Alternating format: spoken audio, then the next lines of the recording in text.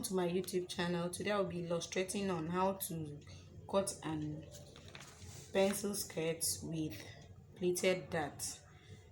But before I do that, sorry, I don't have the fabric. I'm going to use the pattern, and these are my the paper I'm going to use for my pattern. First of all, before we start, pencil skirt is made up of 4 compartments, but that's why we divide every of the measurement is going to be divided by 4. After dividing by 4, you start placing it, marking it on the fabric. But after cutting, you notice that the 4 compartment becomes 3. That's we have 1 plain in front and 2 behind, with a zipper across and the slit below the zipper. So we're going to start, and before you start, you're going to use, if you're using a fabric that is by 45 inches, you're going to use 1.5. If you're using this measurement that I'm using now. But if your client is bigger than this, you can decide to increase it to 2 yards of fabric. But in my own case, because of the measurement, I'm going to use 1 yard of fabric, and the 1 yard is 86 inches by 60 inches. That's why I'm using 1 yard, sorry. But if your client measurement is bigger than this, please endeavor to use 2 yards, but in Ankara fabric, but 1.5 in a bell fabric. Now we are going to start the folding. Here we have already 2 pieces of it. I folded it already. We have 2 pieces. Like, let me say, one represents this thing, one side. But it's how you're going to place it now. You will be able to understand. You place it in such a way that you have the cutting in one end and no cut in this other hand. Take the fabric, you fold it first into 2. You fold this one also into 2. Then you place your fabric. Then you place this one in direct position, in such a way that you leave a zipper allowance of 1 inch. And if you count now, it's going to be 4 compartments. 1, 2, 3, 4. It's made up of 4 already. Then you endeavor to use your pin to pin it down. I have my pin here. Pin it down so that it will not shift when you're doing the cut.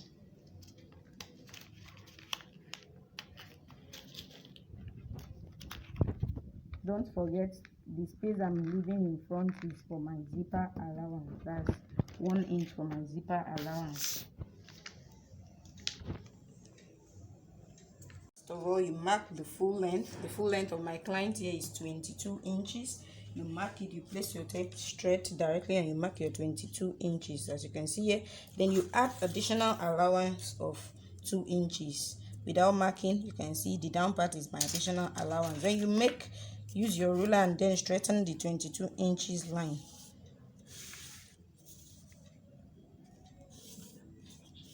The 2 inches allowance below is the bending allowance. The one you see here that is left is the bending allowance. That's for the full length and the bending allowance. Thereafter, you mark your hips line. Hip line is from the waist, where your client wants to place her skirt, from the waist to the hip bone. That's where the hip line is. So I measured, my client own was 8. So I'll just mark the 8 here too. That's where we have the hip bone. You still straighten the line, but it's not mandatory. You can as well allow it there, your tape. But if you don't have ruler like mine, you can just decide to use the tape to measure it all through, to make sure it is accurate. Just have 8 from your waist to the hips bone. That's 8. Thereafter, the next thing you're going to do is to mark the client waist. Every of your measurements starts from where there is no cut, like you've seen. You don't start from where you've pinned after your zipper allowance, where there is no cut. That's where you start your measurement. Now I'm going to measure her waist. My client's waist is 30. 30 here divided by 4. You fold your tape and divide by 4. Then you have 7.5.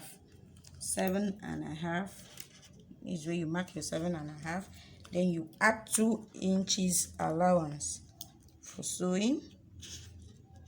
and for turning if you wish to use lining. Then on the hips bone, you mark your hips. That's directly on the hips bone. That's where you mark your hips.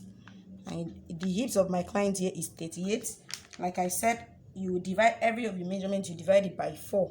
Now 38 divided by 4, you fold it, is going to give you 9.5. Fold your tape into 4, then divide it, and you still add 2 inches allowance. Then the M, I've calculated my M here. How to determine the M? The M is the down part. How pencil the skirt, the client wants the skirt to be. My client wants it to be pencil, but not all that. So what you're going to do is that I'll subtract 2 from the hips. I'll subtract 2 from the hips, and that's going to be 38. The hips is 38 minus 2 is 36. So I'm going to mark direct 36 on the hem part. That's 36, which is 9. Then I will add my 2 inches allowance as well. After all this, you connect the lines to have your pencil skirt. Sorry, you need to get connect the lines. You need to have your own hips cuff. I don't have it. I have it, but I don't have it here with me. So I'll just try so that you can have. I have to get the lines accurate. And you connect from here to where you have it, to your down part. You can see we now have our pencil skirts already. But for the pleated dart, like I said earlier, because of the pleated dart, we're going to extend this our dart. Instead of taking the 2 inches as usual, taking the 2 inches allowance as usual, you're going to add 1 inch again. 1 inch. That's making it 3. When you're adding, you make it 3. That's for the turning of lining and for the pleated dart, because your dart is going to take like 1 inch too, the pleated dart, like I said. So you still connect it, connect your line.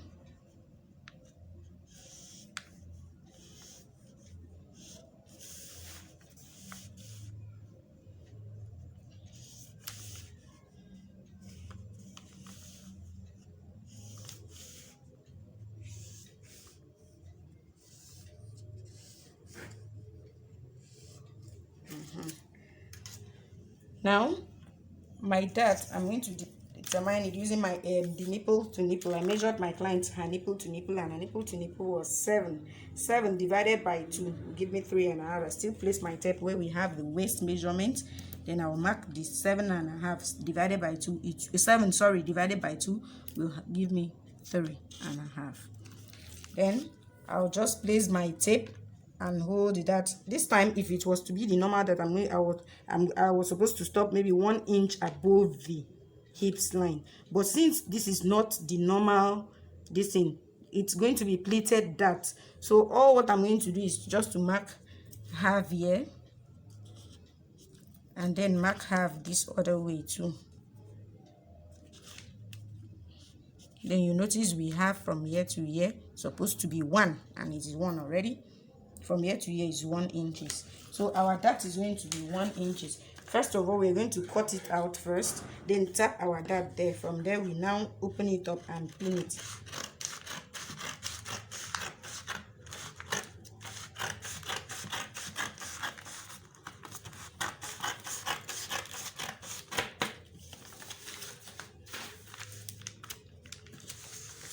Then we will tap the dart.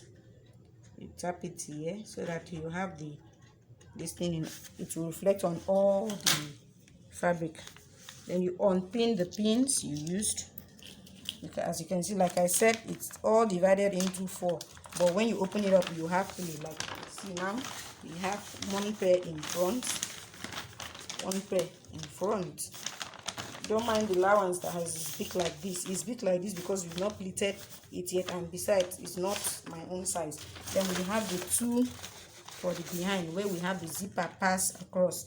But let me show you how to work on the pleated dart. You now fold it. Don't forget, this is the back of your fabric. Now you're going to pleat it in front of your fabric, because not behind again. You're going to hold the 1 inch and the 1 inch, like I said. You now hold it like this, iron it down so that it will be a little bit neat. Then you pleat, you use your pins to hold it down, like the one you've seen on the thumbnail. You see, you serve as a corporate skirt. You can wear it to anywhere, wear it to office, wear it to church with a nice blouse. This is how you do it. You hold it like this, iron it very well, and it will come out. Then you sew it. You should just be standing straight. When you put your band, that's when the thing will now go like this. Lie down, maybe side. This side will be facing this side, while this side will be facing this, like the one on the thumbnail. So, is it? Is the pleated that I'm referring to. Make sure you hold it on the 1 inch. Don't exit the 1 inch. That was why I had to tap everything. You see my tap still there. Pin it down. Still pin it down. Pin it down.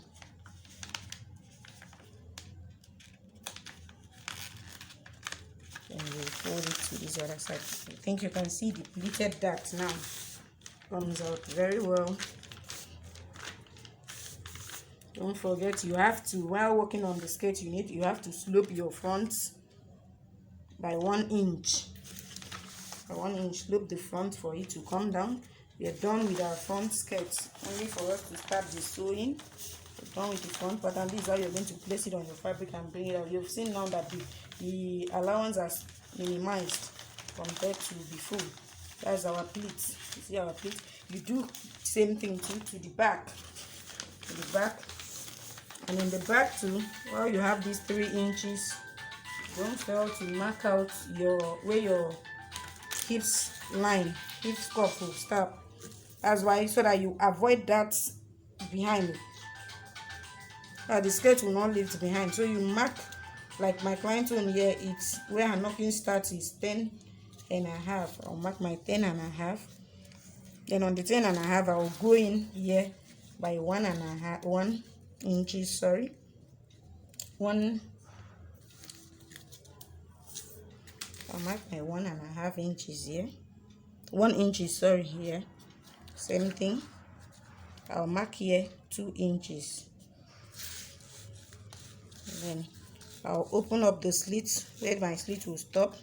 With the bending allowance and everything, I think my slit has to stop 7 inches. That's how my slit, and it's going to be an overlap slit. And from here you cross the line down here, and then cross it. This is how it looks. You connect now the lines up here. This is where your zipper allowance will be. That's the line of your zipper allowance. Don't fail to cut it out so that you'll not be confused.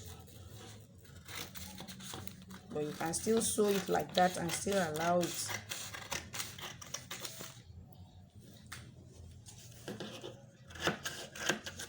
Cut it out. You can see you have your slit, the open slit here without distraction. This is where you have your open slit. You can pin it out or iron it or use aiming gum to aim it if you're not lining. Then this is where you have your zipper allowance. This is where your zipper allowance stops. Then, like I said, don't fail to hold don't forget the pleats you've already created. You still hold it on the front of the fabric the same way you did in front. Carry it out behind too.